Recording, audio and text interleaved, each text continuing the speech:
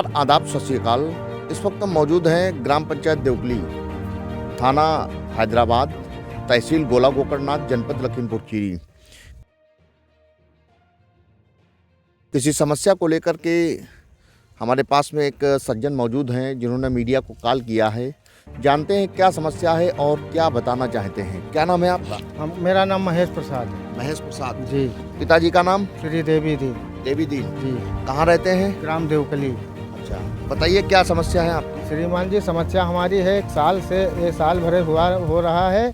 हमारी फसल गेहूं, धान, गन्ना कोई भी होती है वो कच्ची फसल जो है काट के खेत में डाल देते हैं, और गांव में जो वही जो सहन की भूमि उसी के रास्ता जो है चकमार उस पर कब्जा के उसी के रंजिश में हमारी ये सारी फसल कटवा कर खेती में डाल देते हैं, हमें बर्बाद किए दे रहे हैं।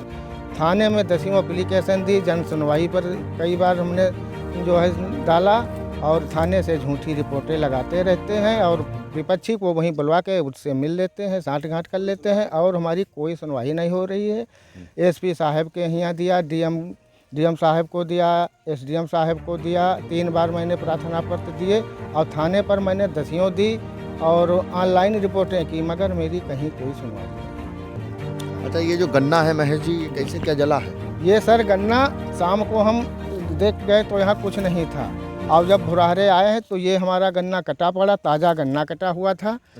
हाँ, ये गन्ना कटा हुआ था, और यहाँ पर आग लगाकर फूंकना चाहा, मगर वो आगे ओस थी, नम थी पत्ती, तो जहाँ पर उसने फूंकी उतनी ही गन्ना जल के रह गया, फिर आगे वो उसके कारण बढ़ा नहीं। जब तब सुबह आए तब हम लोग देखे, तब थाने पर राकेश वर्मा को हमने यहाँ फ़ोन करके बताया कि सर आज फिर गन्ना कट गया है और हमारा गन्ना फूंका भी गया है। तो राकेश वर्मा ने कहा कि ऐसा है, थाने पर आओ, एप्लीकेशन आके दो आए, तभी कुछ हो पाएगा। तब हम थाने पर गए, 20 अक्टूबर को गए हम, तो एप्लीकेशन दिए, तो वो विकास जो है एप्लीकेशन लिखता है, उसने कहा कि साल भरे से कट रहे साहब दादा, आप लोग इनको बेचारे को बर्बाद किए जा रहे, कम से कम कुछ इन पर कार्रवाई करो। लेकिन उन्होंने कहा कि हो जाएगा। आज तक कोई बात नहीं सुनी, और ना कोई कार्रवाई की गई, ना हमारा कोई मुकदमा लिखा गया। यसो साहब को अपने हैंड टू हैंड से 3 एप्लीकेशनें दी, और 21 नवंबर को जो है 21 नवंबर को जो है फिर वहाँ पर जो थाना दिवस था, दिन शनिवार था, वहाँ पर एडिशनल एसपी भी आए थे, एसडीएम साहब भी आए थे, उनके सामने मैंने एप्लीकेशन दी। तो हमने कहा सर देख लीजिए, मैं मरा जा रहा हूँ, मेरे बीवी बच्चे क्या खाएंगे जब हमारी कच्ची फसलें काट के डाल देते हैं, हम तो बर्बाद हो रहे, सियानी लड़कियाँ हमारे घर में, काहे से हम शादी करेंगे। तो यसो साहब ने कहा कि घबराओ नहीं, कार्रवाई कर देंगे। हम कह सर देख लीजिए। तो यसो साहब ने कहा कि मैं सीना फाड़ के दिखा दूँ क्या? आज तक उन्होंने कोई कार्रवाई नहीं। अच्छा महेश जी, क्यों ऐसा हो रहा है?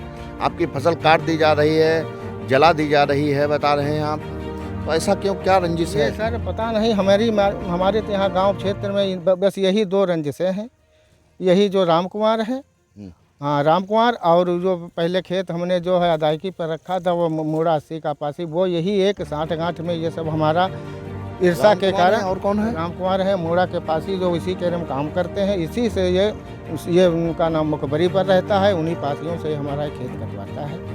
हाँ, और ये पैसा सब झेलता ये है, बाकी उनको शराब लेकर के पिलाता जाता, सब कुछ करता है, पूरा खर्चा देता है, और ये ईर्षा के कारण हमें बर्बाद करने के लिए जो है हमें ये हमारी फसलें काट के डलवा रहा है। सोचता है कि फसल काट के डाल देंगे इसकी, जब फसलें नहीं होगी तो साला ऑटोमेटिक ये ज़मीन बेचेगा, और तब बच्चों को खाएगा, खिलाएगा, शादी करेगा, साला ऑटोमेटिक बर्बाद होगा। इस कारण ये फसल ये कब जलाई गई है? ये सर अभी जलाई गई है 26 अक्टूबर को।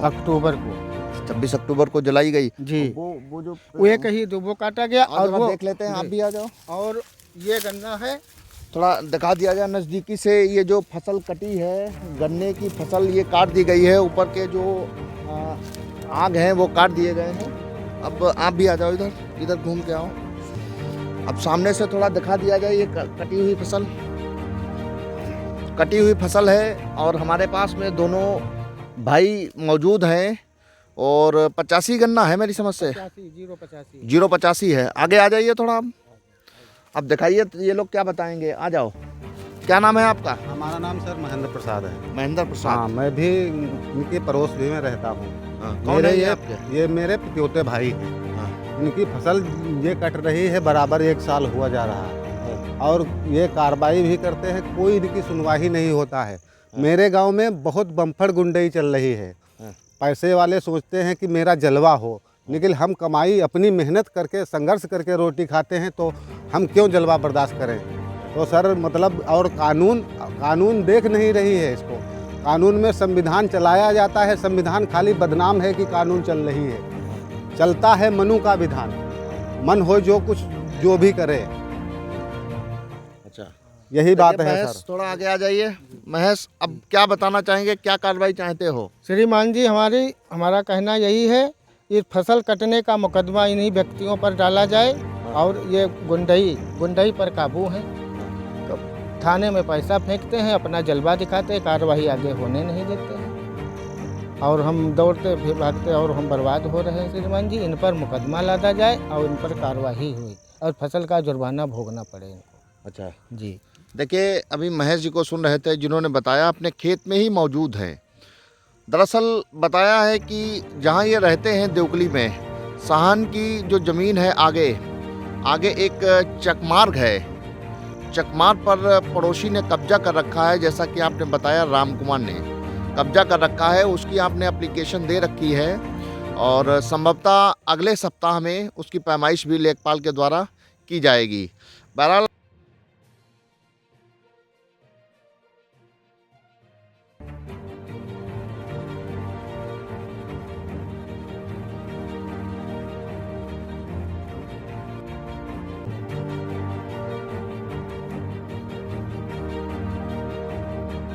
खेत में लेकर आए हैं तो बताया है कि गन्ने की फसल जो है वो जलाई गई है और इस साइड में गन्ना काट दिया गया है, रंजिशन काटा गया है। आप चाहते हैं कि हम लोगों ने कई बार एप्लीकेशन दिया, लेकिन हम लोगों की कोई सुनवाई नहीं हो पा रही है। चाहते हैं कि जो दोषी हैं उनके खिलाफ कार्रवाई होनी चाहिए, मुकदमा पंजीकृत हो और जो फसल हमारा मुआवजा है वो मिलना चाहिए, ताकि इस तरीके की घटनाएं दोबारा न की जा सके। बहरहाल अब देखना ये है कि इस मामले को लेकर के शासन और प्रशासन के द्वारा क्या कार्रवाई की जाती है, किस तरीके से पीड़ित को न्याय मिल पाता है। इसी के साथ ब्यूरो रिपोर्ट यूपी खबर।